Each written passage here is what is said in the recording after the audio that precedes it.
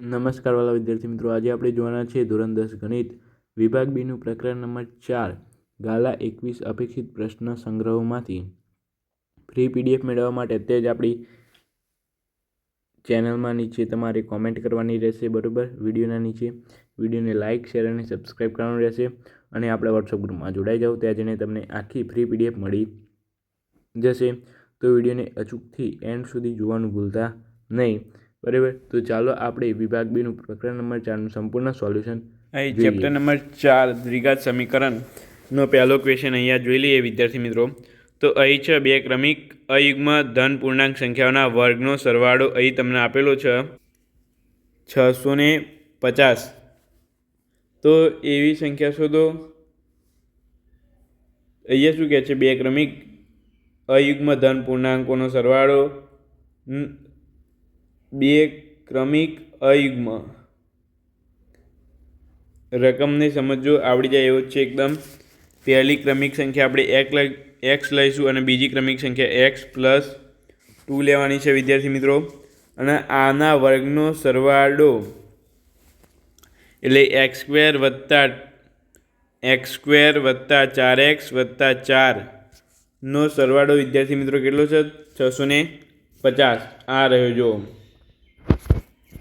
આના ભાગ પાડીને બોલે આ નીચે ભાગ છે, આને આપણે અંદર લાવી દીધા, બરાબર. જેનો સરવાળો 750 છે. તો તે સંખ્યાઓ શોધો. તો તે સંખ્યાઓ કઈ શોધવાની છે? આ x અને x+2 બંને સંખ્યાઓ શોધવાની છે. સમીકરણ લખ્યું. સમીકરણના ભાગલા પાડો વિદ્યાર્થી મિત્રો. સમીકરણના ભાગલા પાડશો એટલે અહીં તમને x +19 મળશે અને x +17 મળશે. માઇનસવાળી સંખ્યા શક્ય નથી, પ્લસવાળી સંખ્યા શક્ય છે. એટલે પહેલી સંખ્યા x મળશે અને બીજી સંખ્યા x+2 એટલે 19 મળશે, બરાબર. તો એ રીતે જોવાનું છે તમારે. અહીં વિદ્યાર્થી મિત્રો આપેલ સમીકરણ અવયવની રીતે ઉકેલ મેળવવાનો છે. એકદમ સહેલો છે વિદ્યાર્થી મિત્રો. તમારે 2 ગુણમાં પૂછાય એવું છે. √2x² વત્તા 7x વત્તા 5 √2 બરાબર 0. તો અહીં વિદ્યાર્થી મિત્રો તમારે અહીં √2 અને √2 એટલે 2 થાય. 2 ગુણ્યા 5, 5 2 10. ભાગ પડશે તમારે 5 ગુણ્યા 2, બરાબર. અહીંયા જો 5 ગુણ્યા 2 થઈ ગયા ને. આ રીતે તમારે ભાગલા પાડવાના છે. √2x કોમન કાઢીશું એટલે અહીંયા વધશે x અને અહીંયા વધશે √2. પછી આ જ કૌંસ અહીંયા તમારે મૂકી દેવાનું છે 5 કોમન કાઢીને, બરાબર. એટલે તમને x -√2 મળશે અથવા x -5/√2 મળશે, બરાબર. તો એ તમારે જોવાનું રહેશે. ત્યાર પછી અહીંયા તમારે છે ત્રીજો ક્વેશ્ચન કે 30 ગુણની પરીક્ષામાં આર્યાએ મેળવેલ ગુણ કરતાં જો 10 ગુણ વધારે મળ્યા હોત તો નવા ગુણના 9 ગણા એ તેમને મેળવેલ ગુણના વર્ગના કેટલા થાય? જો પરીક્ષામાં ઋણ ગુણાંકની પદ્ધતિ ન હોય તો તેને કેટલા ગુણ મેળવ્યા છે તે શોધો. તો અહીંયા વિદ્યાર્થી મિત્રો અહીંયા ધારો કે આર્યાએ પરીક્ષામાં x ગુણ મેળવ્યા. કેટલા x ગુણ મેળવ્યા? જો તેને 10 ગુણ વધારે મેળવ્યા હોત તો તેને શું થવાત? x + 10 થાય, બરાબર. અને જો તેને 9 એના પણ 9 ગણા કર્યા હોય તો આને કેટલા વડે? 9 વડે આગળ ગુણી દેવાના, બરાબર. એટલે આ થઈ જાય. હવે થાય જે x² બરાબર છે, એટલે કે જે આ ગુણ મળ્યા ને એ x² બરાબર છે વિદ્યાર્થી મિત્રો, બરાબર. એટલે અહીંયા શું કહે છે? જો 9 ગણા એ તેને મેળવેલ ગુણના વર્ગના પહેલાં એને કેટલા x ગુણ મેળવ્યા હતા તો એ 9 ગણા કરીએ વિદ્યાર્થી મિત્રો, બરાબર. એટલે આટલા કરીએ એના x² બરાબર થાય, બરાબર વિદ્યાર્થી મિત્રો. એટલે 9 - x વત્તા 10 બરાબર x², બરાબર. આટલા થાય. માટે અહીંયા તમારે શું જવાબ આવે? આનું હવે સોલ્યુશન કરવાનું. 9x વત્તા 90 બરાબર x². માટે x² બરાબર 9x - 90. પછી અહીંયા 90ના ભાગ પાડીને તમારે 9 લાવવાના છે. તો 15 × 6 90. 15માંથી 6 જાય એટલે 90 થઈ જાય વિદ્યાર્થી મિત્રો. આમાંથી અને આમાંથી બંનેમાં આપણે અવયવ પાડીશું.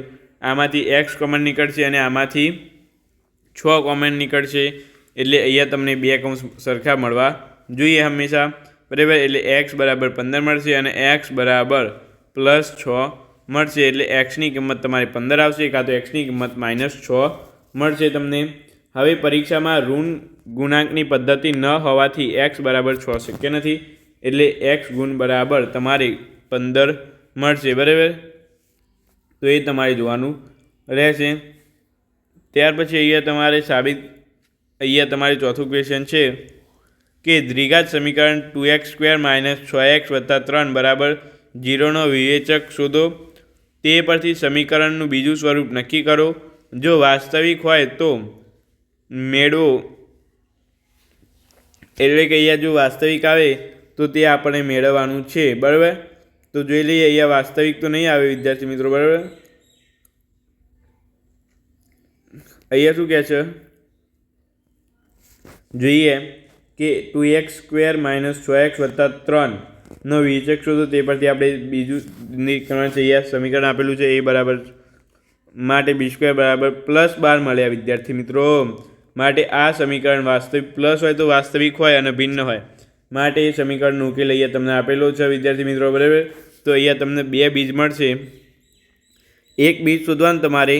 બરાબર, બીજું +1 - હોય, બંને 2 બીજ હોય +1 - એકમાં પ્લસ હોય તો બીજામાં માઇનસ હોય. બરાબર, એ યાદ રાખવાનું તમારે. એ રીતે અહીંયા પાંચમો પણ તમારે અવયવ પાડવાના છે. એકદમ સહેલો છે, છઠ્ઠો આવડી જાય એવો છે વિદ્યાર્થી મિત્રો.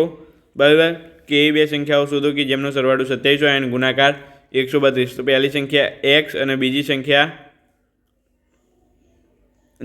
જેમનો સરવાળો 27 હોય, પહેલી સંખ્યા x, બીજી સંખ્યા 27માંથી x બાદ કરો તો બીજી સંખ્યા મળી જ જાય ને વિદ્યાર્થી મિત્રો. એટલે પહેલી સંખ્યા આપણે અહીંયા x ધારીશું, બીજી સંખ્યા 27 - x ધારીશું અને પછી તમારે આ બંનેનો ગુણાકાર કરીને 182 લખી દેવાનો આ રીતે. બરાબર, એટલે વિદ્યાર્થી મિત્રો તમને અહીંયા મળી જશે. બરાબર, આનું તમે સમીકરણ સોલ્વ કરશો એટલે તમને અહીંયા x 14 અને 13 મળશે.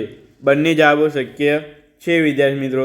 જો પહેલી સંખ્યા x હોય તો તમને બીજી સંખ્યા 13 મળશે અને જો બીજી સંખ્યા 13 હોય તો પહેલી સંખ્યા 14 મળશે. બરાબર, એ ઓલ્ટરનેટિવ હોય, દરેક સંજોગમાં 13 અને 14 છે. બરાબર, એમ તમારે લાસ્ટમાં લખી દેવાનું. અહીંયા સાતમો ક્વેશ્ચન છે કે દ્વિઘાત સમીકરણ કે x - 2 + 6 બરાબર 0ના બીજ સમાન હોય તો કેનું મૂલ્ય શોધો. માટે અહીં તમારે પહેલાં આને અંદર ગુણી નાખવાનું. બરાબર, અંદર ગુણ્યા પછી તમારે અહીંયા a બરાબર તમારે b બરાબર અને c બરાબર, પછી અહીંયા તમારે વિવેચકનું સૂત્ર મેળવવાનું. બરાબર, b² - 4ac બરાબર 0, એટલે આપણને k મળી જશે. બરાબર, k બરાબર 0 મળશે અને k બરાબર 6 મળશે. અહીંયા k બરાબર 0 લેવાથી સમીકરણ 6 બરાબર 0માં ફેરવાઈ જાય છે, જે અસત્ય છે. આથી k બરાબર તમારે કેટલા લેવાના વિદ્યાર્થી મિત્રો? 6 લેવાના. બરાબર, તો આટલી સુધી વિડીયો રાખીએ છીએ. આજે આપણે ચેપ્ટર નંબર 4 આખું સંપૂર્ણપણે જોઈ લીધું. વિડીયો ગમે તો લાઇક, શેર અને સબસ્ક્રાઈબ કરવાનું ભૂલતા નહીં. આની PDF તમને આપણા વોટ્સઅપ ગ્રુપમાં મળી જશે, ત્યાં જઈને તમે મેળવી શકો છો. તો ચાલો આપણે મળીશું આ વિડીયો સાથે. Thank you so much. Video જોવા બદલ તમારો ખૂબ ખૂબ આભાર.